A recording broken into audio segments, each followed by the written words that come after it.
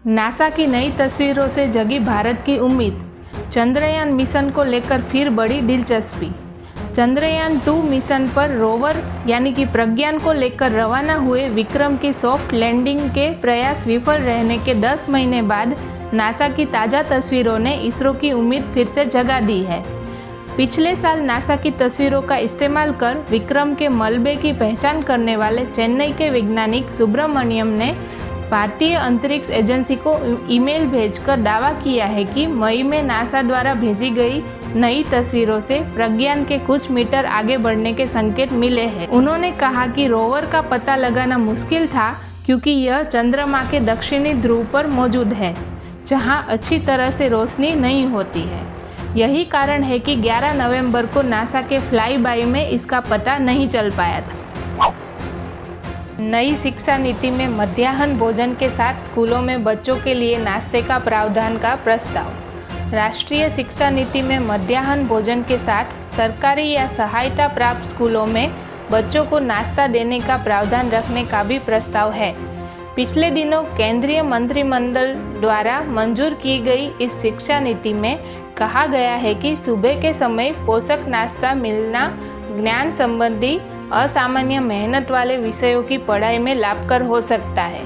इसी को ध्यान में रखते हुए नई शिक्षा नीति में प्रस्ताव किया गया है कि मध्याह्न भोजन के दायरे का विस्तार कर उसमें नाश्ते का प्रावधान जोड़ा जाए।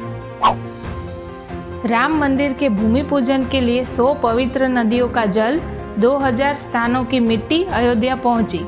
अयोध्या के राम जन्मभूमि ट्रस्ट के महासचिव चंपत राय ने कहा है कि प्रधानमंत्री नरेंद्र मोदी 5 अगस्त को अयोध्या आएंगे। पीएम मोदी एक संक्षिप्त पूजन के साथ राम मंदिर के निर्माण की प्रक्रिया शुरू करेंगे। उन्होंने कहा है कि करीब 100 पवित्र नदियों का 1500 स्थानों से एकत्रित किया गया जल और 2000 स्थानों से जमा की गई मिट्टी अयोध्या पहुंच गई है। अगले साल तक तैयार हो जाएगा चेनाब नदी पर बन रहा दुनिया का सबसे ऊंचा रेलवे पुल। जम्मू कश्मीर में चेनाब नदी पर बन रहा है दुनिया का सबसे ऊंचा रेलवे पुल, जो कि अगले साल तक तैयार हो जाएगा। अधिकारियों ने रविवार को यह जानकारी दी। यह पुल कश्मीर घाटी को शेष भारत से जोड़ेगा। इस पुल की कुल ऊंचाई 467 मीटर होगी और यह पुल नदी तट से 359 मीटर ऊंचाई पर होगा।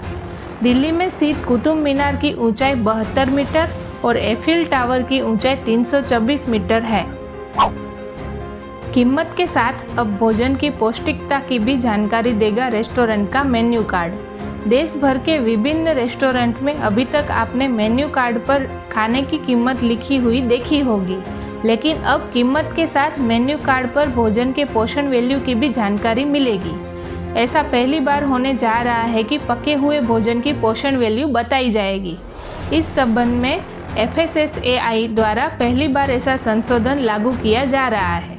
एक वरिष्ठ अधिकारी ने कहा, हमारा विचार लोगों को सुरक्षित और स्वस्थ भोजन प्रदान करना है। स्वस्थ भोजन खाने के बारे में लोगों में कॉन्शियसनेस बढ़ रही है। फिलहाल यह सब FBO के लिए स्वैच्छिक हो।